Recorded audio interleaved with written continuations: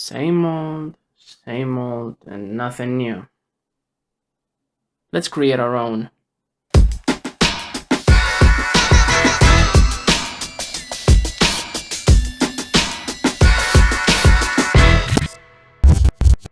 How's it going, YouTube? Hope you're all doing alright. Today I thought of changing the subject of my channel a little bit from the old and slightly cinematic videos I do with my friends, and I thought of teaching you guys how to edit photos on your mobile device using Adobe Lightroom CC. Let's get to it. Let's begin with this one. First, the light tab. We go down to whites and bring them above 50.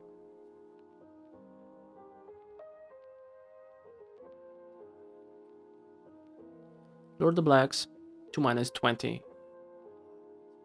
Bring the shadows up to 50 and the highlights down completely. Contrast around 15-13 is good.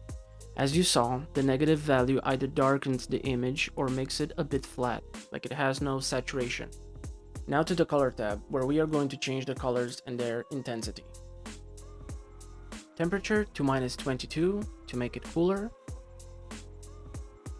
and tint to -10 to give it a green look.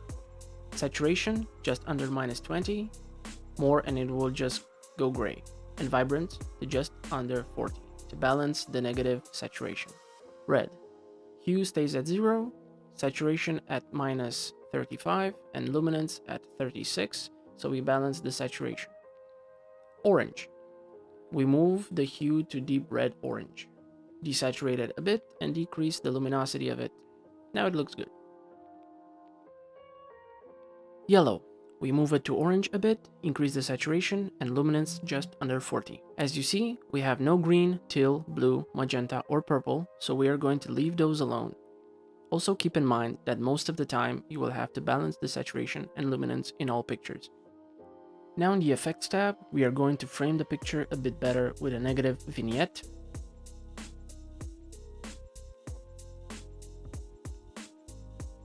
Increase the dehaze and texture for more detail and balance it with a negative clarity.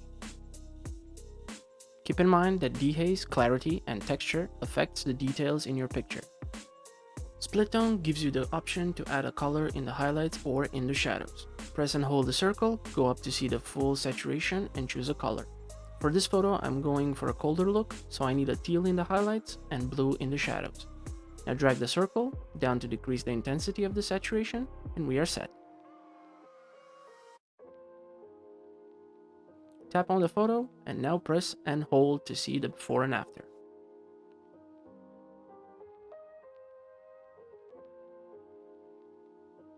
Now in the detail tab, we are going to slightly increase the sharpening and noise reduction to have a clean and sharp photo. And finally, in the optics tab, we enable chromatic aberration and disable lens correction, and we are done. Now tap the share icon at the top of the screen and save to device. And that is it, that is our first edit. Now the second photo. With this one, we will go black and white because I want to show you how color can affect the black and white filter when editing. We go in the color tab, tap black and white, and as you can see, vibrance and saturation are disabled because they do not help the black and white mode. Now in the light tab, we increase the shadow until it reaches 70. Decrease the whites to near -80. The same with the highlights and increase the contrast to 80. And finally blacks to -32. Don't go overboard with the blacks or you will end up with a block of charcoal.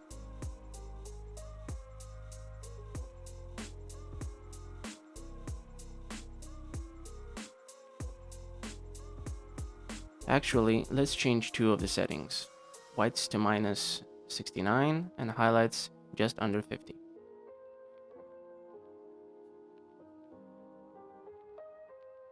Now back to color, and in the color mix, you can see we only have the luminance slider available. We have only the luminance slider because we are working with light and contrast only. More specifically, how bright is the color in the picture. Let me show you.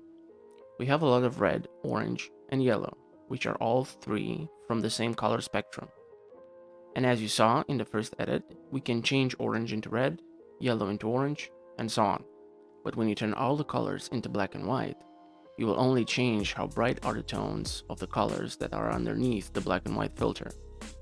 We decrease the reds to -39, orange under -20, and increase the yellow around 40.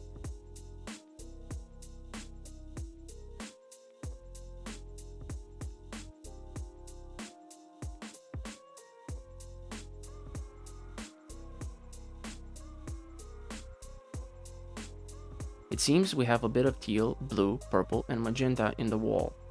So we are going to decrease them so we get a bit of separation between the gray tones in this case.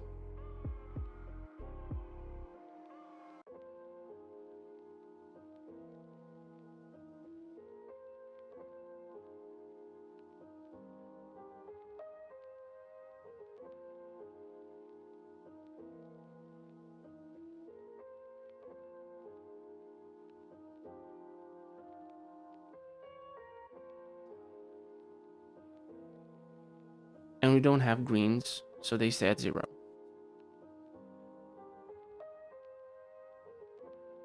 In the Effects tab, we increase Texture to 20, Clarity near 20, and Dehaze to -16.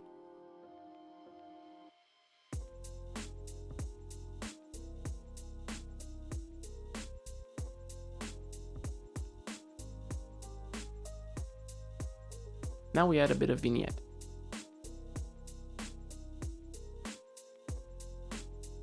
And now to the new element of this edit, we are going to add grain. The grain effect is the same as the grain you get on film rolls, and with this effect you can mimic the film photo effect easily. We are going to increase it to the max, and then we adjust it to the amount we like.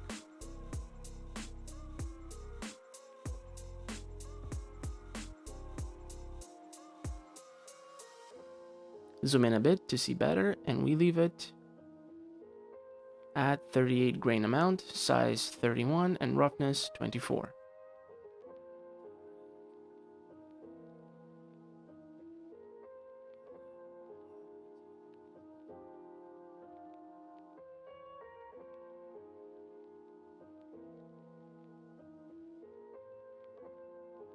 The size affects how big the grain is, and the roughness affects how rough or how fine the grain is in your photo.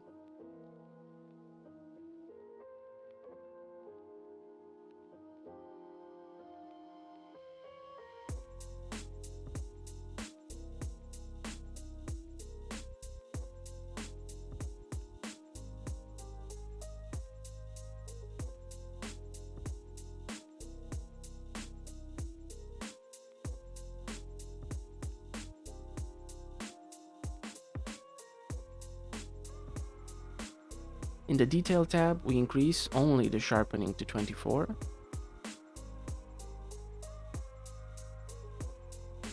And in the Optics tab, we activate Remove Chromatic Aberration and save the final edit.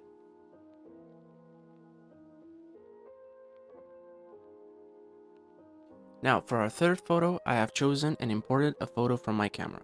The difference between this one and the previous two is that this one is a raw image.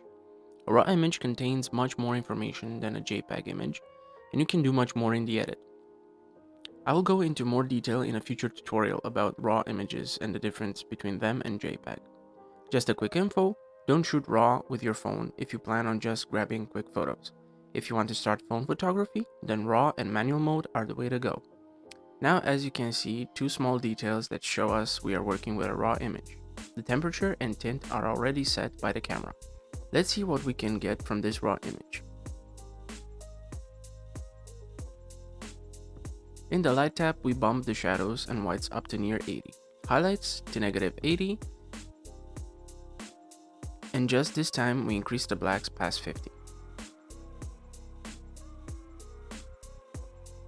This is one benefit that you have with raw images. You can play with higher values and get more results than with a JPEG image. Lastly, contrast to near 50, and we are done here.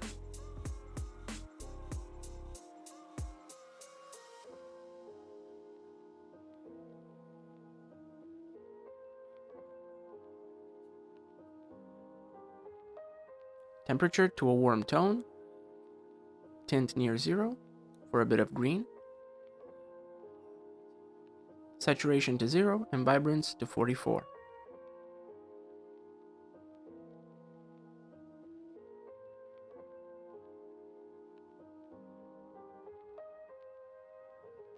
We change the yellow hue to -37, orange hue to -17,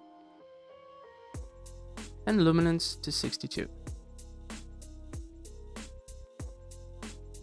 Desaturate the reds by -33 and brighten it up with luminance at 36. Green hue to 30 to make it a blue-green hue.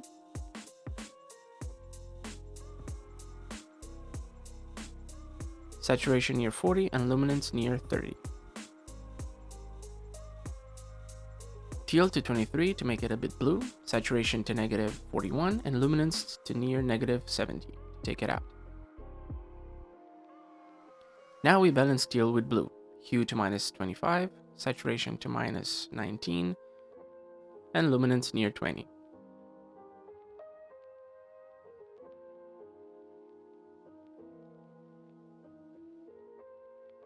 Let's increase the teal a bit more. Now 41 is good.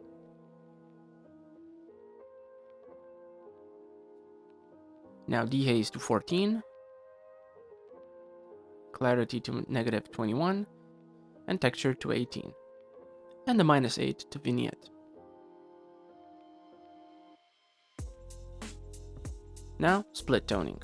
I want a yellow-orange hue in the highlights and a blue hue in the shadows.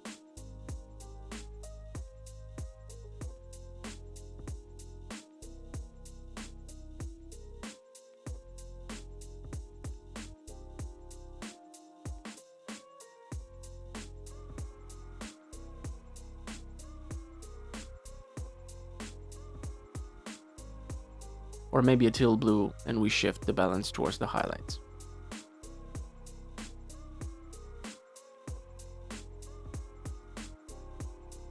The balance slider makes the highlights more visible than the shadows, or vice versa.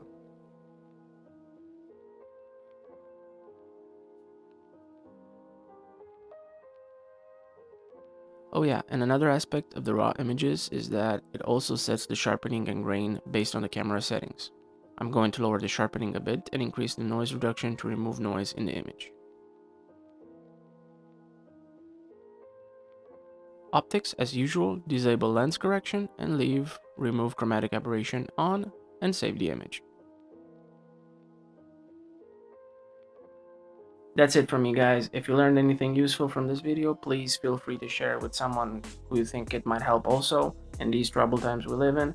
And yeah, that's pretty much it. Like, subscribe if you want to see more, and until next time, stay safe, stay home, and wash your hands.